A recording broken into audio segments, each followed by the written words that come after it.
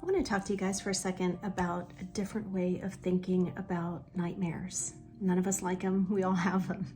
But I was just talking to a friend this week, and she is an avid dreamer, dreams all the time. I love reading through her dreams. I mean, it's just, every dream is almost like an encounter, and I love it. But this week she reached out to me because she, out of the blue, started having nightmares.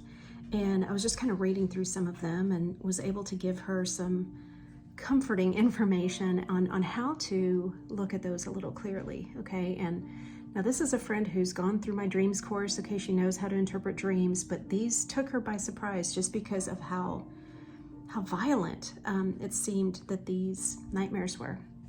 And this is what I wanted to share with you, okay? And let me play out a hypothetical situation just so that I can kind of give you the picture of what I'm trying to communicate, okay? Let's say, for example, I got wind that somebody was planning a vicious, evil attack against one of my kids.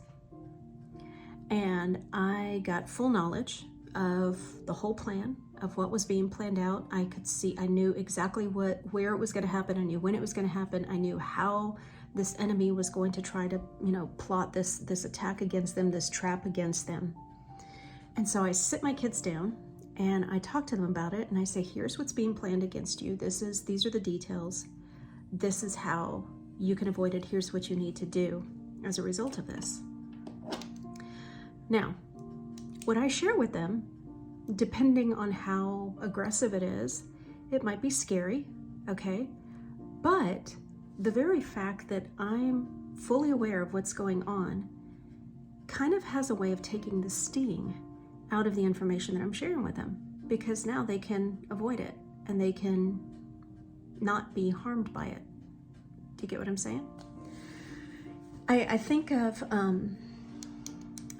a great example of this would be Joseph in the New Testament, when Jesus was a little boy, a little baby, a toddler, I believe, and God gives Joseph a dream and says, look, there is a plan to kill Jesus, to take his life. Here's what Herod is planning. And you need to escape. I need you to pick up everything, take it, flee to Egypt, stay there until I tell you that the coast is clear for you to come back. Now, don't you think that was probably a pretty scary dream? It was probably frightening, the details of it, to know, like, wow, there is a plot against my life to kill, or against Jesus's life to kill him and to take him out. But what did Joseph do? He responded. He got up in the middle of the night. He knew how to respond. He packed up his things, grabbed Mary, grabbed the baby, took off, and they fled to Egypt just as the Lord had commanded. See, here's what we have to anchor ourselves in. We have to anchor ourselves in the fact that God sees everything, and that he is with us, and that he will protect us, and that he will make us aware of things that there's no way we could have known that those things were going on except for the knowledge and the revelation through the Holy Spirit. And oftentimes that is exactly what we perceive as nightmares to be. God is not the author of the attack, right? Just like with me telling my kids that something was about to happen, I'm not the author of that attack. And neither is, like, the enemy is not coming in and talking to them. I am unloosening the power of this attempt by revealing to them and exposing for them, here's everything that's being planned against you. And a lot of times that's what nightmares are. Not all the time, but a lot of the times. We might be given the ability to see behind the curtain, so to speak. God might be allowing us to see, here's the details of what the enemy is plotting, and here's what you need to do as a result of it. Now, a lot of times, and quite frankly, most of the time, it's not literal stuff, okay? Like Joseph, you need to pick up and you need to pack up and leave in the middle of the night. A lot of times it's more from a spiritual perspective. For example, with my friend, the dreams that she was having. She has very much of a missionary heart and call on her life.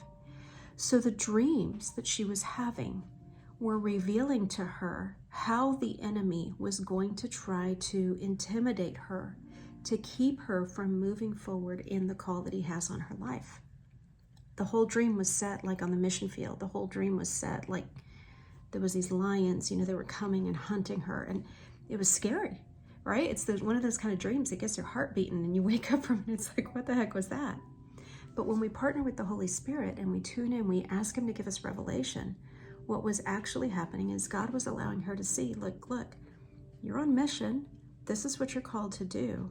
I just need to reveal to you what the tactic of the enemy, what the strategy of the enemy is going to be to try to prevent you from moving forward, to try to derail you, to try to distract you.